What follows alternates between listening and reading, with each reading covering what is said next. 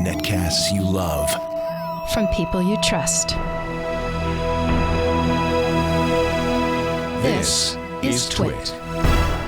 Hello, my name is Chad. I'm with Twit and Before You Buy, and today I am reviewing 3 Bluetooth speakers. These are all travel speakers. They all have batteries built in, and they can all take phone calls from the device. They have microphones built in and ready for that.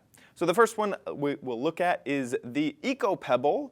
The EcoPebble is a waterproof Bluetooth speaker that can go, is submersible in 3.3 feet of water, has 7 hours playtime of music. It also happens to float on the water, which is nice. On the top, you have a power and Bluetooth button.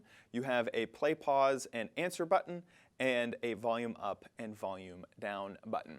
On the bottom, there is a carabiner, which will allow it to attach to a backpack or something like that.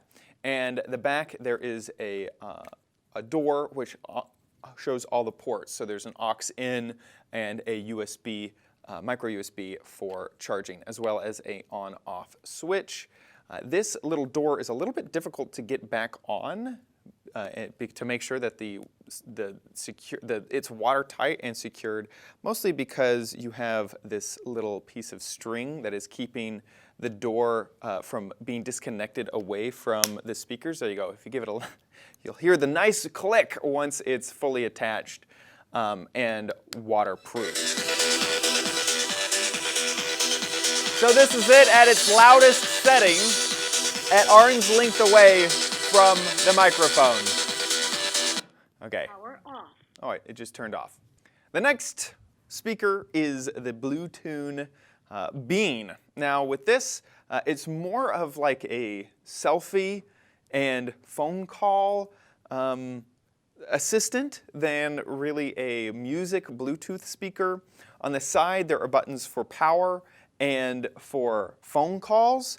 And then on the other side, there is a button for camera, so you can take a photo. There are not play, pause, next, volume up and down on the Sound Live. There's also a metal carabiner clip.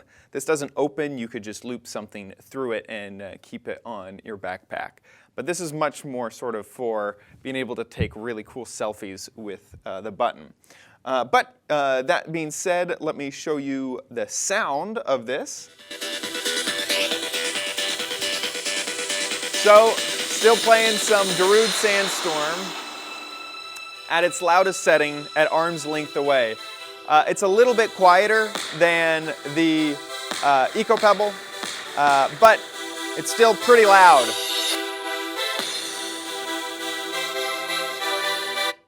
There you go. The phone button on the side can be used as your play pause button. So there is the Bluetune Bean. Next is the Braven 805. Now this is kind of in a different class to the other Bluetooth speakers that we're looking at. Also in terms of price, so far this one has been around $60. This is around $23. This is around $200.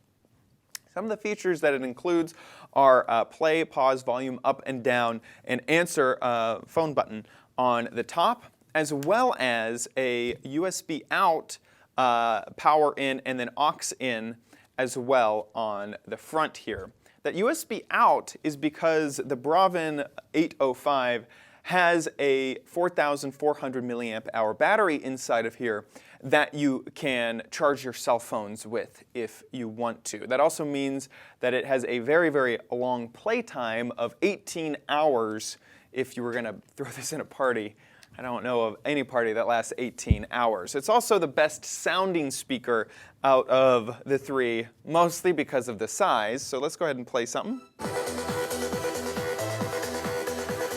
So this one has the best bass response, the fullest sound, the smoothest sound, probably the loudest sound as well.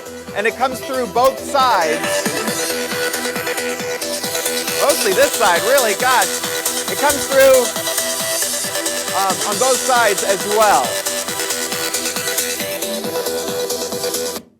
So this one has sort of treble in the front, bass in the back with the Braven. Now let's get into pros and cons for each of these very quickly on the ECOXGEAR, the EcoPebble. The pros are that it has play, pause, and multimedia keys on top. It's waterproof and it floats in water. For the Bluetune Bean, the fact that it has a dedicated selfie button is a pro, and it is the smallest and cheapest of the bunch. For the Braven 805, pros are the multimedia keys on the front, the fact that it has a 4,400 milliamp hour battery inside so you can charge your phone, and the great sound quality. On the cons, we're going to give this one this difficult to operate door on the back, and it doesn't have the best of battery lives. For the Bean, it does not have an aux jack. There's no way to plug in an aux thing, and the lack of media keys are the cons. And also, it's the quietest out of the bunch. For the Braven, the cons are that it's not incredibly rugged. I'd be worried about this at a party. It might get knocked over or get something spilled on it. But that is basically the only con for the Braven. So buy, try, don't buy. This is going to be a try. This is going to be a don't buy. And the Braven is going to be a buy.